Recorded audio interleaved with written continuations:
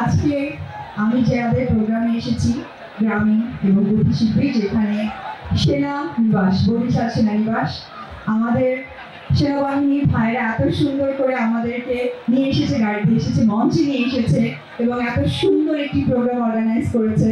তো আমি সেনাবাহিনী ভাইদের সকলের পক্ষ থেকে জোরে জোরে করতালি চাই। খুব ভালো লাগছে আপনাদেরকে কাছে পেয়ে, আর সত্যি আমি আবেগে আপ্লুত, কারণ ভালোবাসা এত কাছে থেকে পাওয়ার অনুভূতিটাই অন্যরকম। আমি চাই সোহাগ মাইকটা হাতে নিয়ে আছে, সে আপনাদের সন্তান বরিশালের, সে কি বলবে আমাকে নিয়ে। কেমন আছেন সবাই? কেমন লাগছে আপনাদের প্রিয় বিশ্বাসকে, আপনাদের ভালোবাসার মানুষ, আপনাদের প্রিয় চিত্রনায়িকাকে আমরা নিয়ে এসেছি বরিশাল শহরে।